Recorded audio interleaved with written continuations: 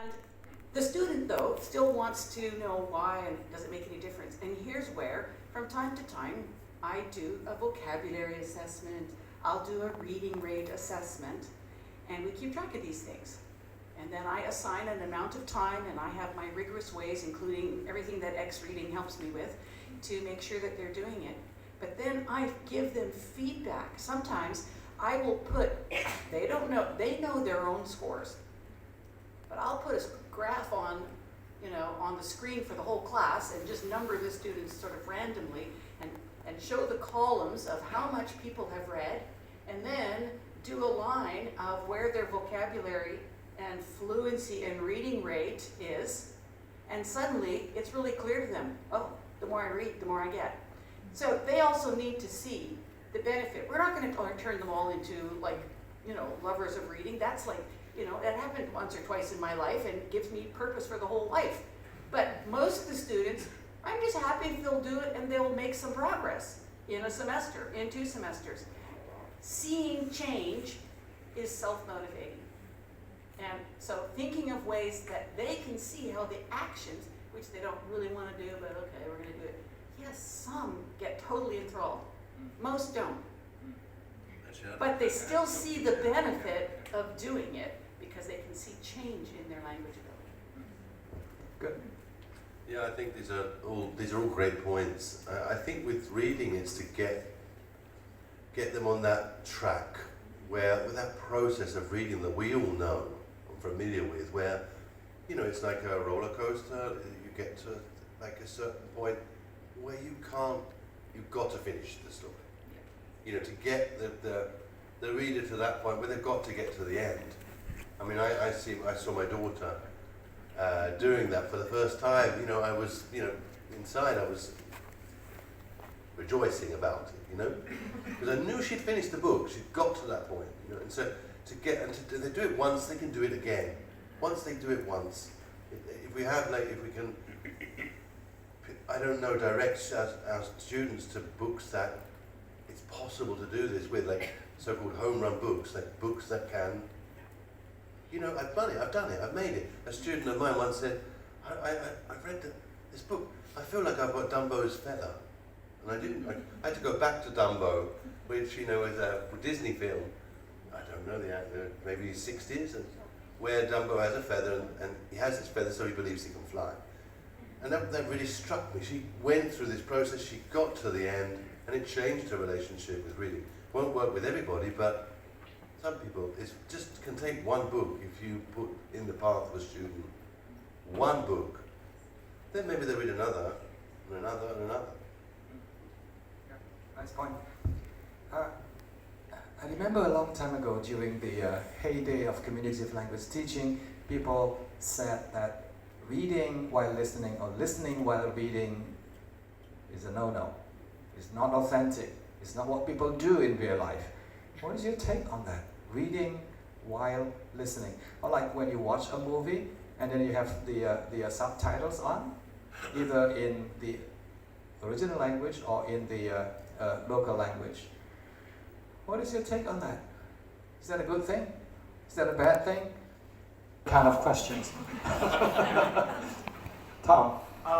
I just say that Anna Chang, who was here, perhaps he's not in this room. Anna Chang is here, right here. Yeah, well, you told you say, not me. Yes. This is Professor Anna Chang. Whom Doreen mentioned a lot in the presentation. There she is, Anna Chang from Taiwan. And she's done a lot of work in the area of extensive reading and extensive listening as well. Ladies and gentlemen, Anna Chang. Tell the audience, is it a must or what? I don't think it's very good, and then especially when my children were young, I play and then I buy books and then they listen to the audio. I think it saves a lot of time. And also my student, because I want to improve their reading fluency. So, because normally they read, they're listening, some students listening is poor, some students reading is poor. So I think you can balance these two. Use your listening skill to help your reading speed, or use your reading to improve your listening comprehension. That's the reason I think it's very, very effective to improve their listening and reading. That's okay. Yes, one concern that people have is that, well, if we let the students do that, they will become over-dependent on the script, and they won't be doing the actual listening that is important to develop their listening comprehension. Any thoughts on that? Yes, I heard people criticize about that. Some students, even because it really depends on what you want to improve. So if you want to improve your listening, and then you should, and also you can do repeated listening. After you read the text once, and then the second time you just close the book and just focus on listening. So that's the reason we always say, if you want to improve your listening skill, you always have to end the activity by listening, not reading and listening at the same time. Or if you want to improve your reading, you just read through. And I think gradually my students can improve their reading speed quite well. Thank So you it so really much. depends on what skill you want to improve. Yes, great response. Thank you so much, Anna. By a number of editors called Exploring Fluency in EFL in Asia, or something. I can't remember the title right now. Michael Rost, who is a listening expert in the U.S., he has an essay in there, and one of the things that he talks about, particularly when students do often learn a lot of language through a written text, that they have no idea, how it gets produced in real language, which makes it very difficult to understand because of all of the reductions, the contractions, the reductions, like for English, the pitch contour, things like this. So in fact, reading while listening, they're actually beginning to separate this sort of very articulated word-by-word pronunciation approach to, well, that's actually how the language really sounds. So that first connection to naturally produced oral language, listening to it, it's really good while you're looking at it to see how distinct they are from each other. And so it is part of the stage, I think, of moving from focus on text to free listening. So I think it's a very important stage of doing the reading and listening together. Yes.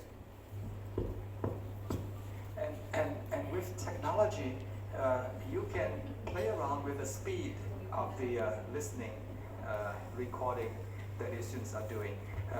Some people have objections about that if you reduce the speed, it doesn't sound very natural. Other X-reading claims that if you reduce the speed, it won't cause any distortion.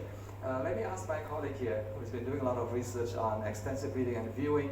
Would you recommend that your students, listen to the recording at a slower speed?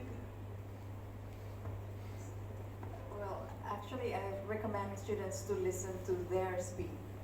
Or to their speed. To their Very speed, smart because every response. individuals are different and they process things at different times during their language learning. So, for example, when I was a kid, I used to watch a TV series, and I just watch it. What is the name of the TV series, please? Laura Ingalls' Little House on the Prairie. Little House on the Prairie. Yes, I watched that. I did not understand any single word in English. I was 6 years old. But I watched it again and again and again and again. And at one time, I suddenly realized that I know the story, and then I start to like English, and then I start to read in my own language. And after that, in high school, I started to read in English. The same story. I watch it, I read it in my language, in Indonesian, and then I read it in English.